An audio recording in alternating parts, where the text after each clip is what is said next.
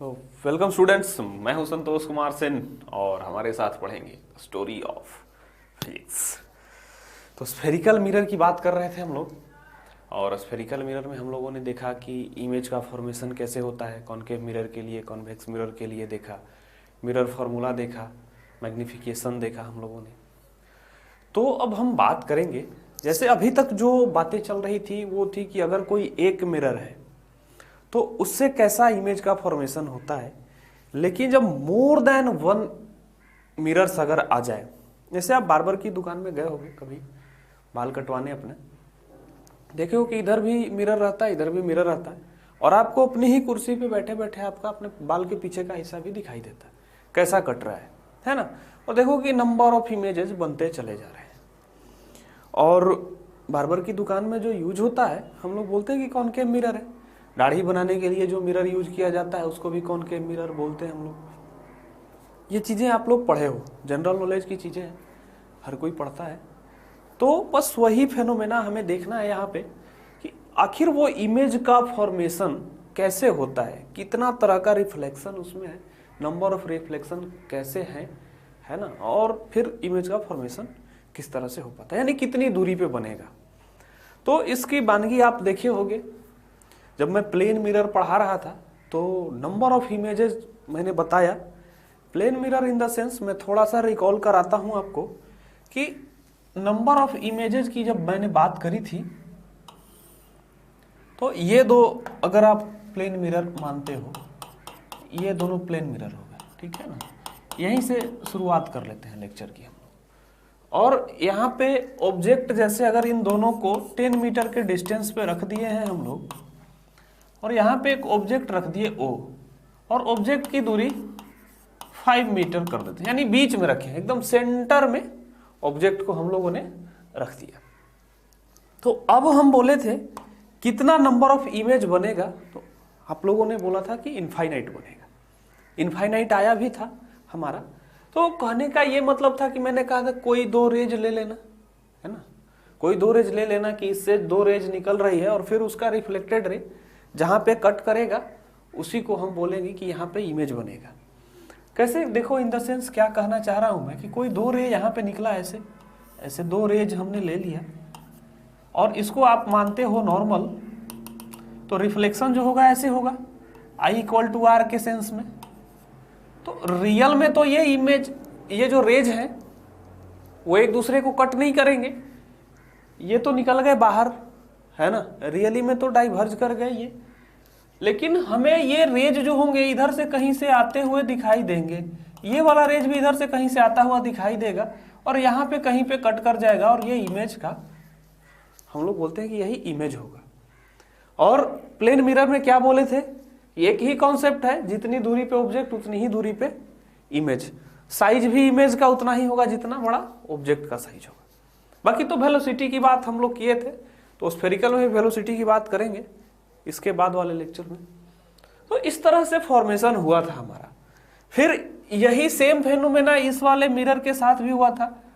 यहां पे भी इसी ऑब्जेक्ट का इमेज नंबर 2 बना था। और इनफाइनाइट इनफाइनाइट हमने क्यों बोला कि इनफाइनाइट इमेजेस बनेंगे। अब एक चीज देखो, ये वाला जो इमेज हो गया इसके लिए ऑब्जेक्ट, ये वाला इमेज इसके लिए ऑब्जेक्ट, तो बनेगा ना अब इमेज क्या फॉर्मेशन होने लगेगा हमारा। तो देखो आप, जब यहां से इस पे टकराएगा और इमेज का फॉर्मेशन होने लगेगा, तो आखिर ये इमेज का फॉर्मेशन कैसे होता है, हम लोग कैसे मानते हैं कि ये इमेज जो है वो बनेगा। तो देखो मतलब कहने का हो गया कि ये इमेज बढ़ते हुए, ये जो रिफ्लेक्टेड रे आएगी, अगर इस आईने पे टकराई और टकरा के फिर ऐसे लौटेगी, है ना, टकरा के फिर लौटेगी ऐसे, तो इसका ऐसे ऐसे आते हुए दिखाई देगा, ये भी है ऐसे जाएगा, टकरा के लौटेगा, तो ये भी ऐसे ऐसे, तो इधर पे कहीं पे इमेज बनेगा। किस वाले का, इस वाले ऑब्जेक्ट का। उसी तरह से इस वाले इमेज का क्या होगा, उस यहां से रिफ्लेक्ट करता हुआ दिखाई देगा। कहने का मतलब हो गया कि नंबर ऑफ रिफ्लेक्शन गिनना है हमको, है ना। हम इसको लेके चलते हैं कि सबसे पहले इस ऑब्जेक्ट का इमेज ये बना, एक इमेज।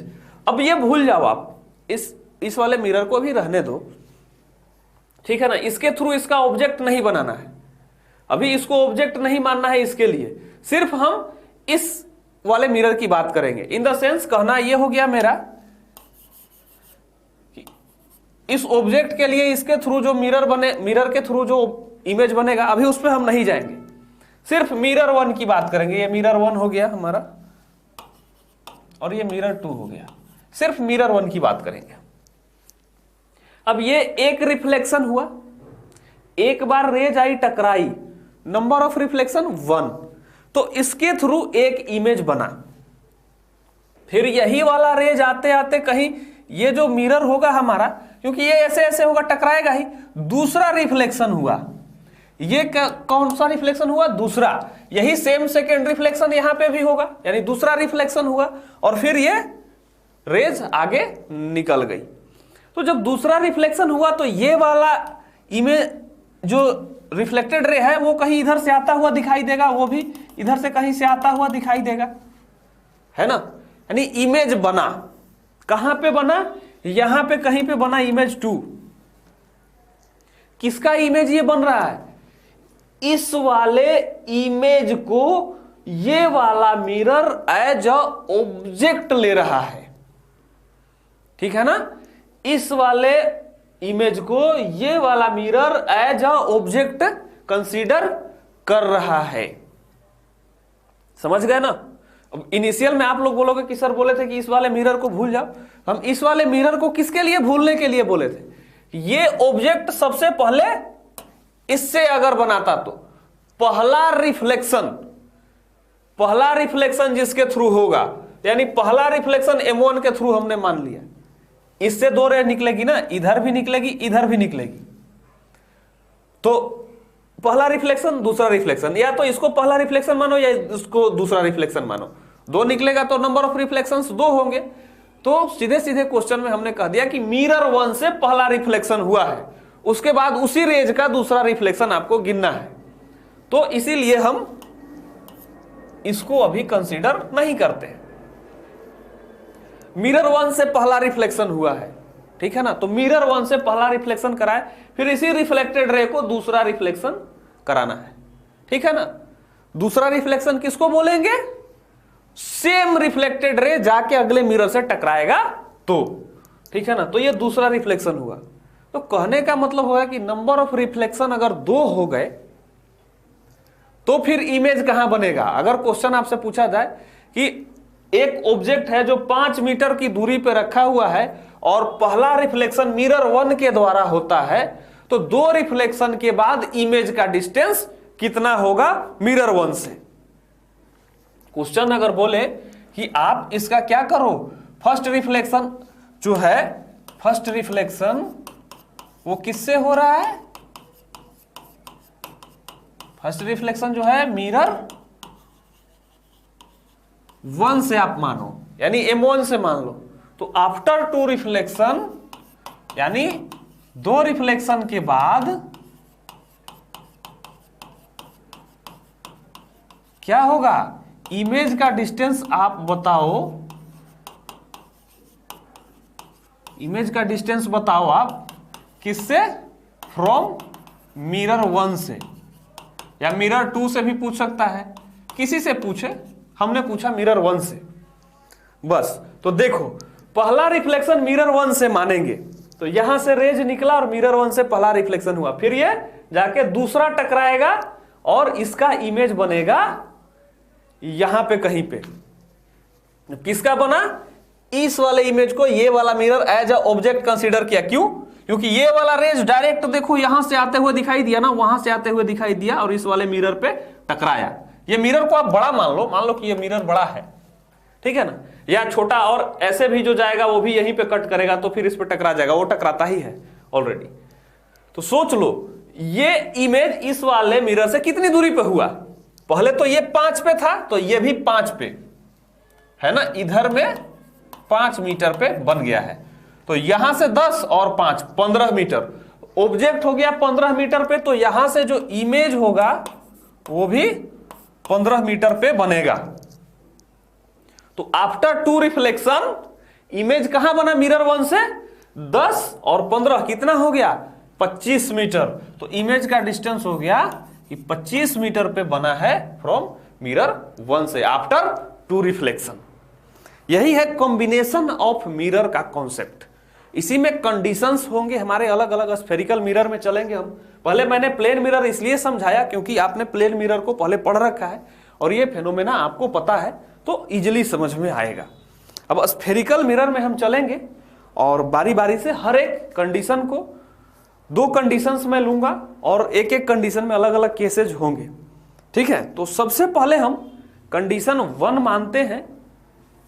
कॉम्बिनेशन ऑफ मिरर्स में हमारा कंडीशन 1 होगा, इसको मैं स्लाइड कर देता हूं, ऊपर लिखेंगे कंडीशन 1।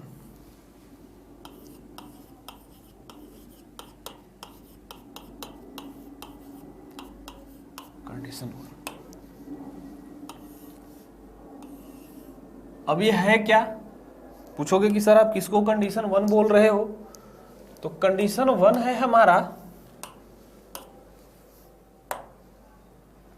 कि अगर 2 मिरर्स हैं तो उनका पोल एक ही प्रिंसिपल एक्सिस पे होगा। Poles lie on same principal axis, यानी दोनों के पोल जो होंगे एकदम आमने सामने होंगे, ठीक है ना। तो सबसे पहला कंडीशन 1 हो गया कि पोल्स जो होंगे कहां करेंगे? Lies on same principal axis.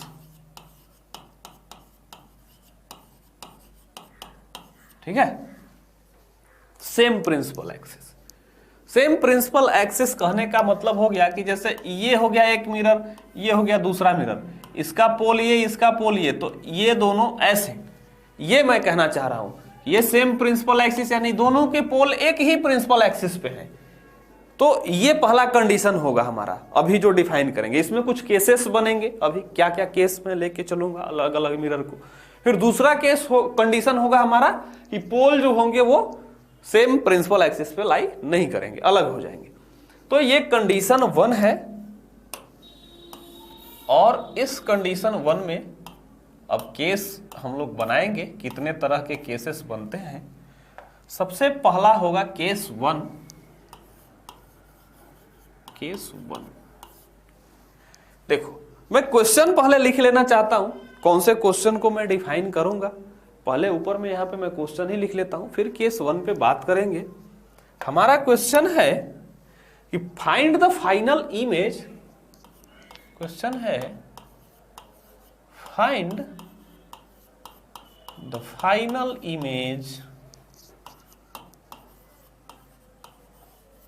Final image of O, यानी ऑब्जेक्ट जो हमारा है ओ है, ऑफ ओ आफ्टर 2 रिफ्लेक्शन। आपको ज्यादातर एग्जाम में 2 रिफ्लेक्शन ही पूछता है, तीसरे में ज्यादा भसड़ मच जाएगी, है ना। बार बार रिफ्लेक्शन तो थोड़ा दिक्कत हो। ऐसे आप कर सकते हो, तीसरा चौथा जितना रिफ्लेक्शन के लिए आपको निकालना हो वो मैं मैथमेटिकल कैलकुलेशन आपको बता दूंगा, उसके थ्रू बहुत इजी हो जाएगा। रे डायग्राम में तो चौथा पांचवा रिफ्लेक्शन करने जाओगे तो बहुत ज्यादा हो जाएगा, कॉम्प्लिकेटेड हो जाएगा। आफ्टर 2 रिफ्लेक्शन,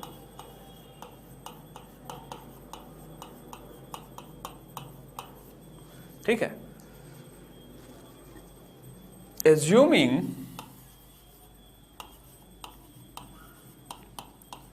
अब पूछेगा ना कि पहला रिफ्लेक्शन जो होगा कौन से मिरर से होगा, तो क्योंकि उसी के बाद ना दूसरा लेना है। अभी तो जो कॉन्सेप्ट मैं समझाया, तो एज्यूमिंग फर्स्ट रिफ्लेक्शन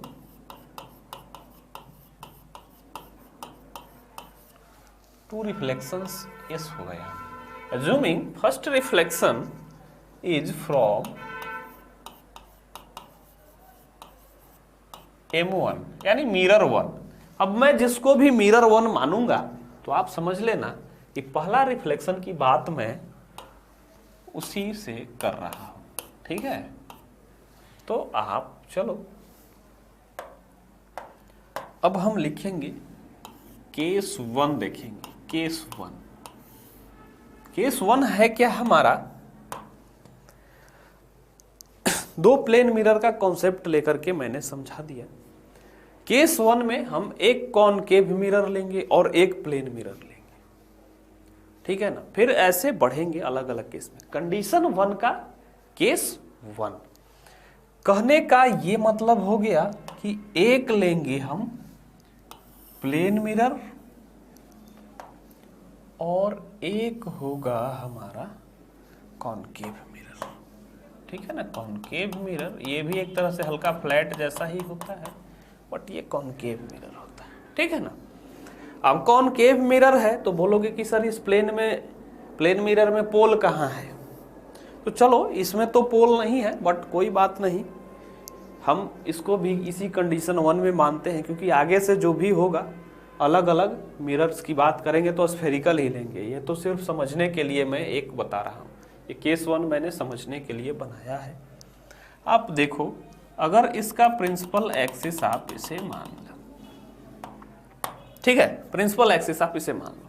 अब कुछ मैं लिखूंगा यहां पे, क्या है, केस 1 में हमको लिखना है कि for first reflection from M1, यानी कि ऊपर में तो मैं लिख दिया हूं कि M1 से फर्स्ट रिफ्लेक्शन है, तो इसको बोल दो कि ये M1 है और ये जो है वो M2 है। नहीं, पहला रिफ्लेक्शन इससे होगा, ऑब्जेक्ट O होगा तो उसका कुछ ना कुछ तो डिस्टेंस होगा। तो हम पहले आपको बता दें कि दोनों मिरर के बीच की दूरी मैं मान लेता हूं कि 25 सेंटीमीटर रख ली, ऐसे ही रैंडमली रख लेते हैं 25 सेंटीमीटर का, ठीक है। अब ये मिरर है तो इस मिरर का, इसको पॉलिश कर देते हैं, उस वाले मिरर का कुछ ना कुछ फोकल लेंथ होगा, है ना। तो इस वाले मिरर का जो फोकल लेंथ है, इसका जो फोकल लेंथ है हमारा वो है 10 सेंटीमीटर। अब साइन कन्वेंशन हम लेंगे बाद में, अभी तो 10 सेंटीमीटर में बता दिया कि 10 सेंटीमीटर है। और वो जो ऑब्जेक्ट है, ऑब्जेक्ट जो है वो फ्रॉम मिरर 1 से, फ्रॉम M1 कितना रखा हुआ है, 15 सेंटीमीटर पे रखा हुआ है। तो आपसे पूछ रहा है कि V की दूरी कितनी होगी आफ्टर 2 रिफ्लेक्शन, ठीक है ना, आफ्टर 2 रिफ्लेक्शंस, ये आपको बताना है। ऑब्जेक्ट लेके आओ और ऑब्जेक्ट को रख दो यहां पे, ऑब्जेक्ट को कहीं यहां पे रख दो कि ठीक है, ये ऑब्जेक्ट O हो गया जिसकी दूरी 15 सेंटीमीटर है, ठीक है ना। फोकस हो गया कहीं यहां पे और इस फोकस की दूरी हो गई 10 सेंटीमीटर, ठीक है ना। फोकस जो हो गया वो 10 सेंटीमीटर। चलो थोड़ा सा फोकस को मैं नीचे बना दूंगा, क्योंकि यहाँ पे रे डायग्राम जब हम बनाएंगे तो हो सकता है कि इशू है। ये मेरे पास निकल के आ गया। तो मिरर फॉर्मूले से आपको क्या पता है, मिरर फॉर्मूले से आप जानते हो V का मतलब बताए थे ना पिछले लेक्चर में, 1/f is equal to 1/v plus 1/u। उसी को यहाँ पे हम फिट करेंगे और इस V की दूरी को पता करेंगे फॉर फर्स्ट रिफ्लेक्शन, ठीक है ना। तो निकालेंगे फॉर फर्स्ट रिफ्लेक्शन, पहले रिफ्लेक्शन के बाद इमेज कहां बनेगा, इसके लिए पहला रिफ्लेक्शन इसी से हो रहा है ना। तो फॉर फर्स्ट रिफ्लेक्शन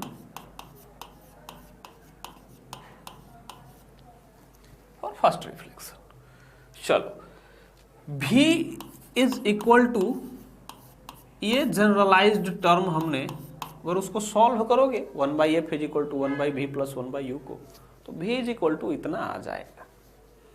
तो आप इसमें रखना स्टार्ट करो वैल्यू, फॉर फर्स्ट रिफ्लेक्शन के लिए रखोगे तो यहां से इंसिडेंट रे जब चलेगी तो इधर चलेगी ऐसे, 2 इंसिडेंट रे मानो कि चला, ठीक है ना, 2 इंसिडेंट रे आप मान लो ये चला है। और हमारा, एक मिनट, थोड़ा बड़ा इंसिडेंट रे मैं बना लेता, ऐसे मैं बना लेता हूं, एक मिनट, F है, ये O है,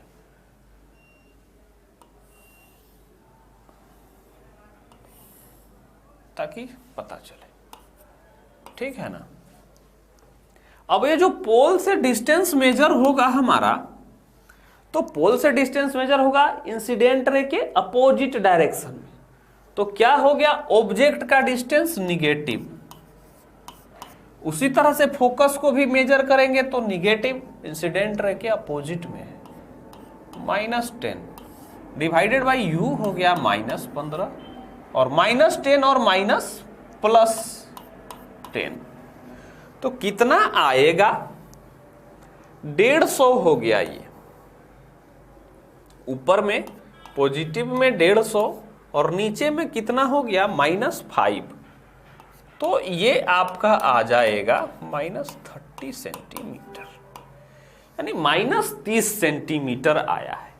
तो कहने का ये मतलब हो गया कि 30 सेंटीमीटर पे बनेगा, तो 25 पे तो यही है, यानी इधर कहीं पे इमेज ये बनेगा, है ना। यानी ये जो रेज है वो टकरा के ऐसे आ रही है, ऐसे आ रही है ना, ऐसे कर्व में है, तो ये टकराने के बाद ऐसे घुमा होगा, क्योंकि यहां पे हमारा क्या है, सी है, और इसी को नॉर्मल मान के रिफ्लेक्शन होता है। तो यहां पे आई, अब ये रेज अगर आगे बढ़ती तो ऐसे ऐसे बढ़ती और यहां पे इमेज बनाती, कितने पे बनाती, 5 सेंटीमीटर पे। लेकिन यहां पे ठहरा प्लेन मिरर, इस रेज को रोक लिया, इस रेज को क्या किया, रोक लिया, ठीक है ना। अब रेज को रोक लिया तो अब आपके लिए समस्या ये हो गई कि यहां पे तो रुक गया, अब यहां से रेज क्या करेगा, रिफ्लेक्ट कर जाएगा, यहां से रेज रिफ्लेक्ट कर जाएगा। तो रिफ्लेक्ट जब कर जाएगा तो यहां पे अगर आप नॉर्मल ड्रॉ करो तो ऐसे रिफ्लेक्शन होगी, यही रिफ्लेक्शन होगा ना, ऐसे रिफ्लेक्शन होगी, और जहां पे रिफ्लेक्ट करके ये बनाएगा, टकराएगा, वहां पे इमेज बनेगा हमारा। दूसरा रिफ्लेक्शन वही हुआ ना, ये तो पहला रिफ्लेक्शन है, ये दूसरा रिफ्लेक्शन। इसी इमेज के बारे में हमें बताना है कि इस वाले M1 से कितनी दूरी पे है ये। तो अब देखो, अगर ये रेज आगे बढ़ जाती तो यहां पे इमेज बनता, कितने पे बनता, 5 सेंटीमीटर पे बनता, कितने पे बनता, 5 सेंटीमीटर पे। अब इस वाले मिरर के लिए ये वाला image as a virtual object की तरह बिहेव करेगा, एज अ वर्चुअल ऑब्जेक्ट। मैं उसको लिखता हूं, फिर मैं समझाता हूं, आप बोलोगे सर फील नहीं आया। नाउ आई फील दिलाता हूं अभी, will act as virtual object, object for किसके लिए, M2 के लिए, M2 के लिए वर्चुअल ऑब्जेक्ट का रोल प्ले करेगा सर। एक तरह से ये इमेज ही है, ये इमेज ही है ना। तो प्लेन मिरर के 5 सेंटीमीटर पीछे में ये बना है इमेज। तो प्लेन मिरर का कॉन्सेप्ट क्या कहता है, जितनी दूरी पे ऑब्जेक्ट उतनी ही दूरी पे इमेज। तो यानी कि अगर वर्चुअल ऑब्जेक्ट 5 सेंटीमीटर पे है तो उसका इमेज भी 5 सेंटीमीटर पे ही बनेगा। ये वर्चुअल ऑब्जेक्ट है, रियल नहीं है। अदरवाइज ये पीछे तो पॉलिश्ड होता है, कहां से रिफ्लेक्शन हो जाएगा, ये वर्चुअल है। लेकिन इससे हमको ये पता चल जाएगा कि ये जो रेज आई वो इसके लिए तो इंसिडेंट रे है ना, ये तो रिफ्लेक्शन के बाद कहां पे एक दूसरे को काटेगी, और उसका अंदाजा हमें इससे चलेगा कि प्लेन मिरर के जितना पीछे इमेज होता है उतने ही आगे पे ऑब्जेक्ट होता है हमारा। यही ना कॉन्सेप्ट था प्लेन मिरर का। अगर ये यहां से ऐसे आके टकराता है तो ये वाला इमेज, ये वाला देखो, ये एक तरह से ऐसे आप समझ सकते हो कि ऐसे आया और ऐसे गया, है ना। तो ये कहां से आता हुआ दिखाई देगा, पीछे से आता हुआ दिखाई देता था ना। तो अगर रे डायग्राम आप बनाओगे तो इनका कॉन्सेप्ट आपको समझ में आ जाएगा। जितनी दूरी पे ऑब्जेक्ट उतनी ही दूरी पे इमेज, और वो वर्चुअल ऑब्जेक्ट की तरह बिहेव किया, यानी टकराने के बाद जितना दूरी पे ये पीछे जाता उतनी ही दूरी पे आगे ये इमेज रियली में मीट करेगा। ये तो वर्चुअली हो गया, लेकिन रियली में मीट करेगा आई डैश पे। कितना दूरी पे, 5 सेंटीमीटर पे। तो अब अगर आपसे पूछेगा कि कितनी दूरी पे आफ्टर 2 रिफ्लेक्शन M1 से जो इमेज बना, फाइनल इमेज, वो कितनी दूरी पे बना आफ्टर 2 रिफ्लेक्शन, तो जो फाइनल इमेज बनेगा आप लिख सकते हो कि फाइनल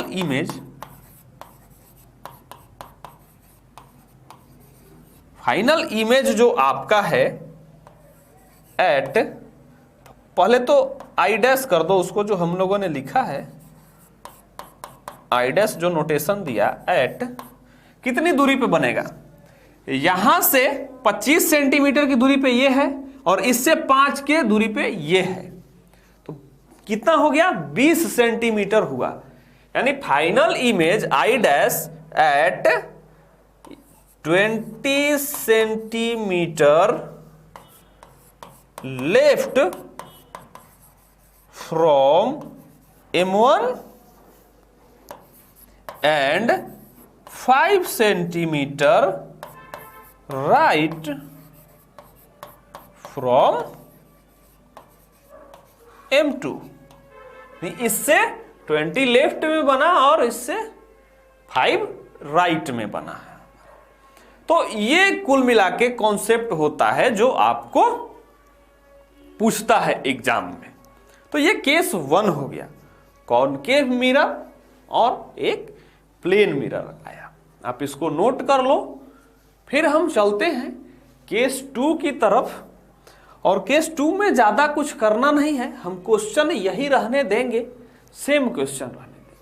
सिर्फ चुपचाप इस प्लेन मिरर को निकाल के इसी तरह का एक कॉनकेव मिरर डाल देंगे बस। उसके बाद देखेंगे कि अब इमेज कहां पे बनता है। केस 2 हमारा वही होगा। तो ये इतना आप रामायण लिख लो, फिर हम आते हैं इस पे केस 2 पे। मैं इसको स्लाइड करता हूं, चलो केस 2 बनाते हैं।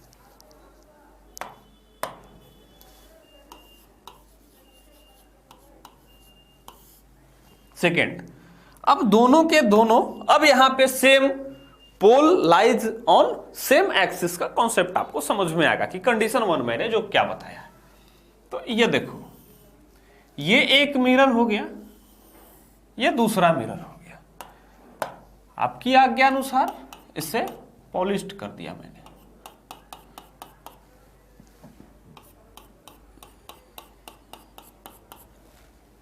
अब इन पे प्रिंसिपल एक्सिस हमें देना है, तो प्रिंसिपल एक्सिस बना देते हैं।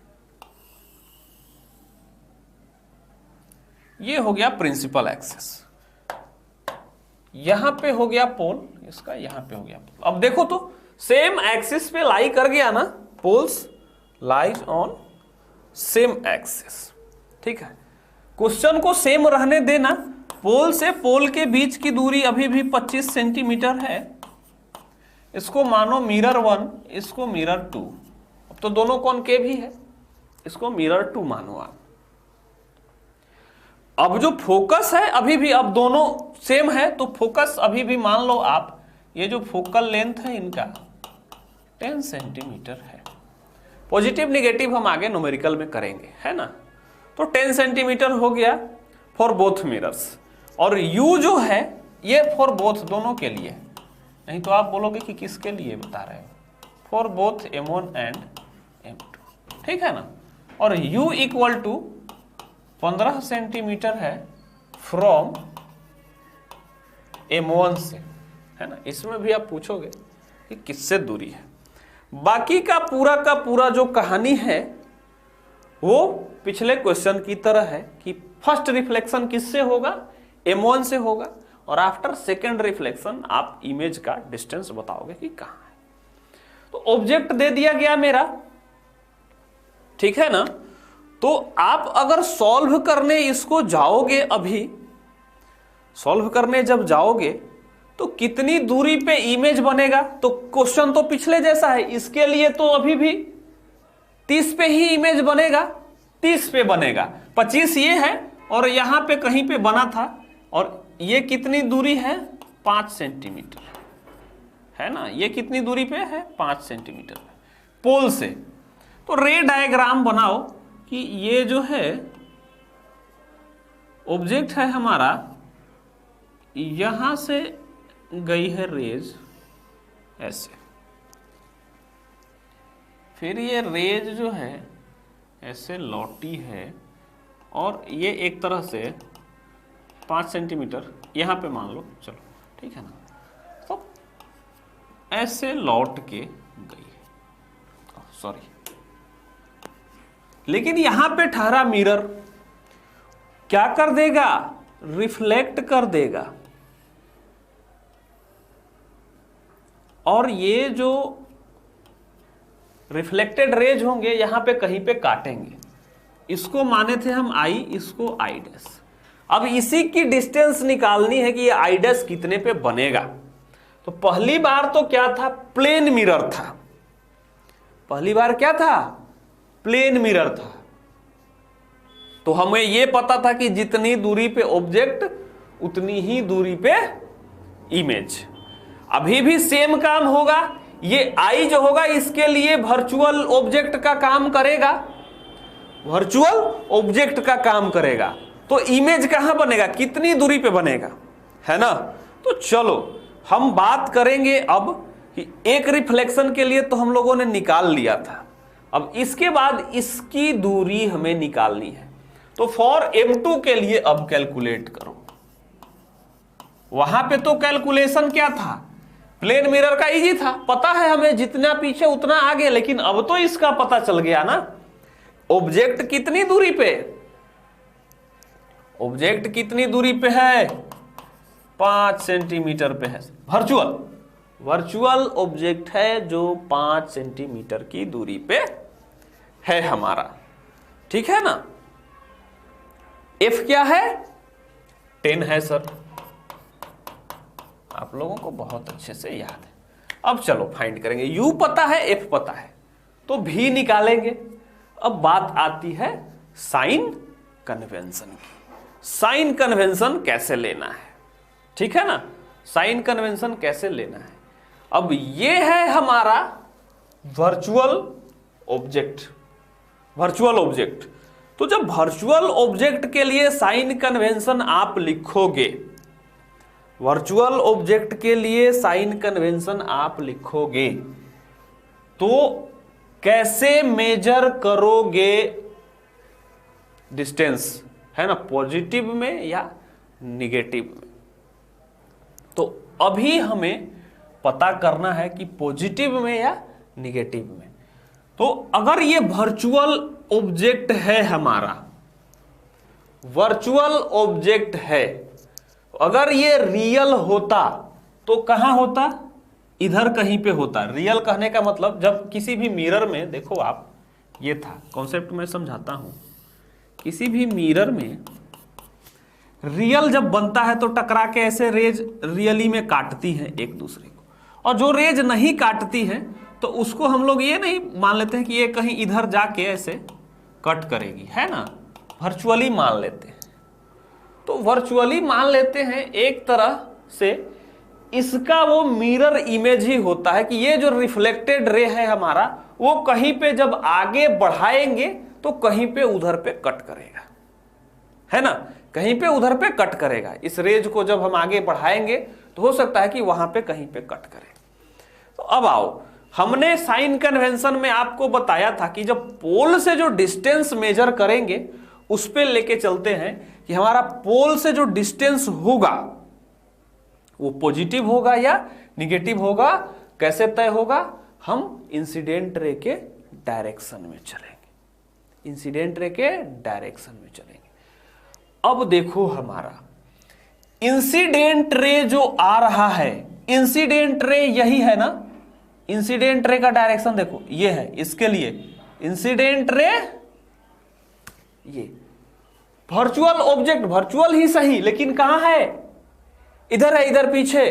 तो पोल से जब डिस्टेंस मेजर करेंगे कि 5 सेंटीमीटर पे है, यहां से इधर की ओर आएंगे हम, तो इंसिडेंट रे के डायरेक्शन में आएंगे, इंसिडेंट रे के डायरेक्शन में आएंगे, क्योंकि पोल से आप इधर चलो तो यही है ना इंसिडेंट रे, इसी को फॉलो करते हुए ना आ रहे हैं, इसी को फॉलो करते हुए आ रहे हैं ना।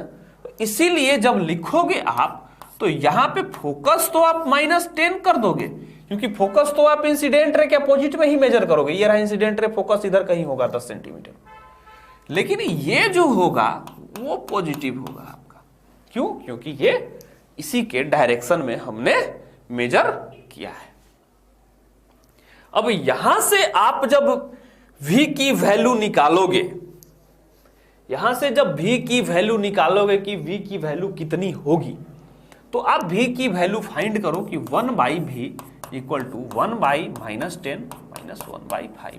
तो अगर इसको करोगे तो ये हो जाएगा 10 और ये -1 -2, यानी कितना हो गया -3/10।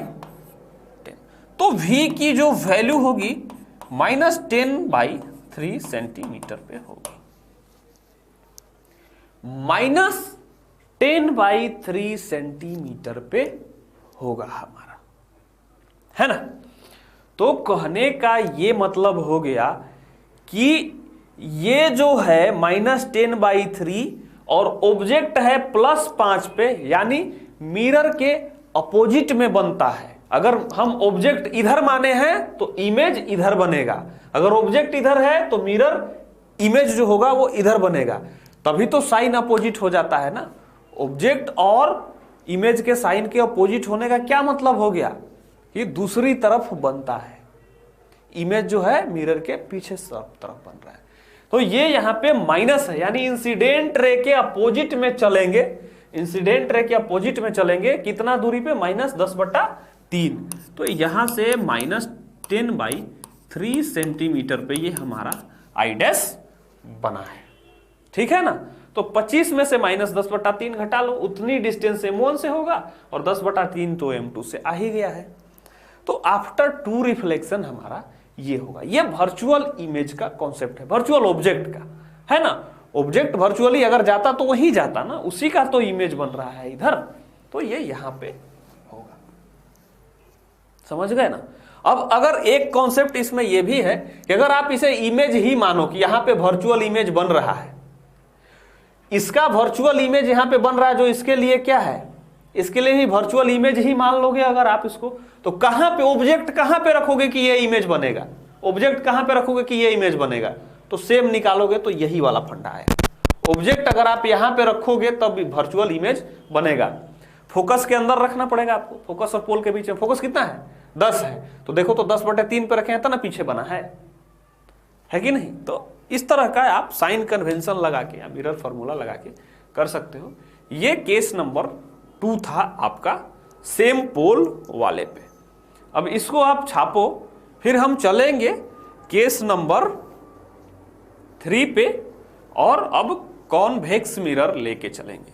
अब मैं इसको स्लाइड करता हूं, अब आता हूं केस नंबर 3 पे। अब बोलोगे आप कि सर कर दो, एक कॉन्वेक्स मिरर ले लो, कॉनकेव कराए जा रहे हो आप, तो कॉन्वेक्स पे चलेंगे। कंडीशन हमारा अभी भी वही है, पोल क्या है, सेम प्रिंसिपल एक्सिस पे लाई करेंगे, अभी भी कंडीशन वही है हमारा। तो अब बनाते हैं हम मिरर। तो एक तो पहले ऐसे बना दिए, ठीक है ना, दूसरा भी ऐसे बना दिया। दोनों एक जैसे इसलिए मैं बनाया हूं कि एक को इधर से साइडेड करूंगा पॉलिश्ड और एक को इधर से पॉलिश्ड करूंगा। ये इटसेल्फ कॉनकेव और कॉन्वेक्स बन गए। इनकी प्रिंसिपल एक्सिस की रचना कर देता हूं, बना देता हूं, कहने का ये मतलब हो गया, तो हो गया प्रिंसिपल एक्सिस, ठीक है ना, P, ये रहा P। डिस्टेंस अभी भी मैं वही रखा हूं, अभी भी जो डिस्टेंस है हमारा दोनों मिरर के बीच में 25 सेंटीमीटर ही है हमारा। कंडीशन में मैं कोई बदलाव नहीं करने जा रहा। दोनों मिरर की जो फोकल लेंथ जो है F अभी भी 10 सेंटीमीटर ही है, ठीक है, अभी भी 10 सेंटीमीटर है। और ऑब्जेक्ट जो है हमारा अभी भी 15 सेंटीमीटर पे रखा हुआ है। किससे रखा हुआ है? 15 सेंटीमीटर पे अभी भी ऑब्जेक्ट है, ठीक है ना। लेकिन थोड़ा सा मैं बदल देता हूं। हर बार आप बोलोगे कि पहला रिफ्लेक्शन आप कॉनकेव मिरर से करा दे रहे, इस बार कॉन्वेक्स से करा देते हैं। इसको मान लेते हैं M1, इसको मान लो M2। चलो थोड़ा सा नया हो गया है ना। बाकी तो आप नंबर ऑफ कॉम्बिनेशंस बनेंगे, आप क्वेश्चन सॉल्व करते रहना। सारे तो कॉम्बिनेशंस में उतना परमुटेशन कॉम्बिनेशन हो जाएगा फिर। तो मैं अब कराता हूं पहला इससे, ताकि आप लोगों को लगे कि हाँ कॉन्वेक्स से भी कराएंगे। ऑब्जेक्ट जो है 15 सेंटीमीटर पे रखा हुआ रहता था। किससे? फ्रॉम M1 से। इस बार M1 इधर चला गया, ठीक है ना। तो अब जब M1 इधर चला गया है तो ऐसे रेज आएगी, ऐसे रेज आएगी और डाइवर्ज कर जाएगा, ठीक है ना। रेज का डाइवर्जन हो जाएगा और ये रेज आगे बढ़ते बढ़ते बढ़ते बढ़ते यहां पे कहीं पे इमेज बनाएगा, है ना। वर्चुअल और क्या बनाता है? डिमिनिश्ड इमेज बनाता है, छोटा बनाता है। तो इधर पे कहीं पे बना देगा। After two reflection, after two reflection जानते हो, कहने का ये मतलब हो गया कि पहली बार जो इमेज बना है, पहले रिफ्लेक्शन के द्वारा जो इमेज बना है, उस इमेज को अब एज अ ऑब्जेक्ट ले लो और फिर उस ऑब्जेक्ट का कहां पे इमेज बनेगा ये बताओ। दूसरा रिफ्लेक्शन का मतलब यही होता है ना। या तो टू रिफ्लेक्शन कह दे, या ये बोले कि पहले रिफ्लेक्शन के बाद जो इमेज बन रहा है उस इमेज को एज अ ऑब्जेक्ट मान लो आप, और फिर देखो कि उसकी इमेज कहां पे बन रही है। लेकिन टू रिफ्लेक्शन में थोड़ा यही चीज देखना होता है कि बता दिया रहता है इसमें कि पहला रिफ्लेक्शन कौन से मिरर से हो रहा है, तो थोड़ा मिरर का ध्यान रखना होता है ना। अब पहला रिफ्लेक्शन इससे हुआ तो ये इमेज बन गया। अब दूसरा इमेज जो बनेगा ये वाला इसके पीछे चला गया है, अब इसके पीछे पॉलिश्ड है, बनेगा तो नहीं इमेज। अब कहीं ना कहीं इसके लिए ये वाला इमेज ऑब्जेक्ट का काम करेगा, है ना। और इस ऑब्जेक्ट के लिए इस मिरर में क्या इमेज बनेगा, कुल मिला के आपको देखोगे तो सेकंड रिफ्लेक्शन का कॉन्सेप्ट समझ में आएगा कि सेकंड मतलब क्या कर रहा है। ये वाला रेज जब ऐसे लौट रहा है तो ये कहीं इधर से आता हुआ ही दिखाई दे रहा है ना। अगर यहां पे इमेज ऑब्जेक्ट रहता तो ऐसे जाता रेज और टकराता, और फिर ये टकरा के कहीं पे यहां पे मीट कर जाता और इमेज बना देता, है ना। तो दोनों बात कमोबेश एक ही जैसी है। तो अब हम M1 इसको माने हैं, वो बनाएंगे। भी पता करेंगे हम कि अच्छा पहले तो भी पता करेंगे, V1 V2 मान लेते हैं। V1 V2 कहने का मतलब हो गया कि पहले V1 ये वाला डिस्टेंस, फिर V2 इसका डिस्टेंस, है ना। इसलिए V1 V2 मान लेते हैं कि पहले मिरर से रिफ्लेक्शन के बाद V1 क्या हो। तो फॉर्मूला हमारा क्या था? फॉर्मूला था U into F divided by U minus F. तो इसमें अगर सेम फॉर्मूला आप लगाते हो तो ऑब्जेक्ट का जो डिस्टेंस है पोल से कहां मेजर किया जा रहा है? Opposite in the incident ray, तो -15, ठीक है ना, -15। एफ कहां है? कहीं पे इधर होगा। तो इस बार कॉन्वेक्स के लिए एफ जो होगा वो पॉजिटिव हो जाएगा। तो इस बार 10 जो है वो पॉजिटिव है। सेम फंडा इधर भी लगाओ, और इस बार ये पॉजिटिव रह गया तो ये माइनस माइनस प्लस नहीं हुआ। तो अब करो, 15 दांत 150 हो गया, -150 और ये -25, तो कितना हो गया? 6 सेंटीमीटर। किस में? पॉजिटिव में हुआ। 6 सेंटीमीटर पॉजिटिव में, यानी 6 सेंटीमीटर बनेगा और मिरर के अपोजिट साइड बनेगा। ये जो डिस्टेंस हुआ वो कितना हो गया? 6 सेंटीमीटर फ्रॉम पोल, ठीक है ना। पोल से 6 सेंटीमीटर पे यहां पे बन गया। नहीं, अब ऑब्जेक्ट की जो दूरी हो गई, ये एज अ ऑब्जेक्ट हो गया इसके लिए। तो अब जो दूरी हो गई वो कितनी हो गई? 25 + 6 31, है ना। मैंने क्यों बोला था कि जो सेकेंड रिफ्लेक्शन का कॉन्सेप्ट है वो उस इमेज का एज अ ऑब्जेक्ट मानते हो, उसका कॉन्सेप्ट है वो, है ना। अब ये एज अ ऑब्जेक्ट बिहेव करेगा, इसके लिए तो जब ये वाला 6 सेंटीमीटर हो गया और आफ्टर टू रिफ्लेक्शन, तो जब आपको V2 मानना होगा, V2 निकालना होगा, तो सबसे पहले U2 निकालोगे आप, क्योंकि ये क्या है U1, पहली बार ये 15 सेंटीमीटर पे था यहां से, है ना, तो ये U1 था, लेकिन अब ये ऑब्जेक्ट हो गया, यानी U2 जो है वो V1 plus distance between mirror,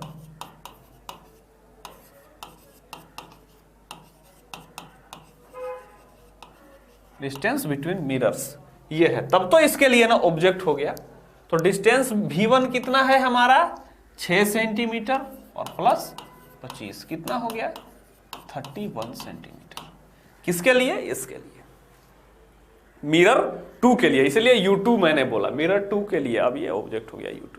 अब V2 बनेगा, ये V2 है, कितना डिस्टेंस पे बनेगा, फिर मिरर फॉर्मूला आप लगा लो, फिर मिरर फॉर्मूला लगाओ, मैंने बोला ना नंबर ऑफ रिफ्लेक्शंस के लिए फिर मिरर फॉर्मूला लगाओ। अब ये जो होगा, फिर अगर तीसरा रिफ्लेक्शन आप चाहोगे तो ये फिर ऐसे कट करके कहीं यहाँ पे कट करेगा, फिर ये बढ़ के कहीं हो सकता है कि इस पे कट करे, तो ये इसके लिए जो ऑब्जेक्ट हो जाएगा। अब फिर क्या करोगे, ये जो इमेज बनेगा वो इसके लिए ऑब्जेक्ट हो जाएगा। तो ऐसे ही कर करके तुम करते जाना नंबर ऑफ रिफ्लेक्शंस पे, वो नो इशू, कुछ नहीं है। इसी तरह से केस 1 केस 2 केस 3 ऐसे करके, है ना। इसमें पार्ट 1 कर दिया, पार्ट 2 में आते हैं। देखो U इतना हो गया, तो यहां से इंसिडेंट रे चला, ये पोल से अपोजिट में मेजर हुआ है, तो जब V2 निकालोगे आप तो ये -31 होगा इंटू -10, इसके लिए तो 10 भी माइनस है, -10। अब चलेंगे -31 प्लस 10 हो जाएगा इस बार, क्यों? क्योंकि माइनस माइनस प्लस हो जाएगा, है ना। तो ये आएगा आपको -310 बटा 21, -310 बटा 21 सेंटीमीटर। और इसको आप जब सॉल्व करोगे तो आई थिंक सो 14.76 आता है, और ये माइनस में होगा डिस्टेंस, ठीक है ना। कि क्या होगा, ये निगेटिव होगा।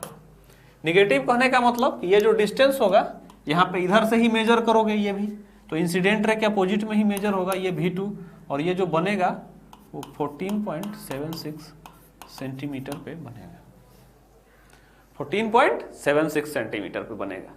यानी कहां बना, 10 सेंटीमीटर, फोकस हो गया 10 सेंटीमीटर और 20, केन C हो गया 20, तो C और F के बीच में बना, क्योंकि C और इनफाइनाइट के बीच में इमेज हो गया, तो C और F के बीच में बना। सारा आप देखोगे कॉन्सेप्ट कि कहाँ का इमेज कहाँ बनता है, तो ये आपको पता चल जाएगा। तो ये केस 3 हो गया एक तरह से आपको इसमें कंडीशन 1 में। अब नंबर ऑफ केसेस बनते जाएंगे, आप अलग अलग केसेस को बना बना के खुद से सॉल्व करने की कोशिश करना।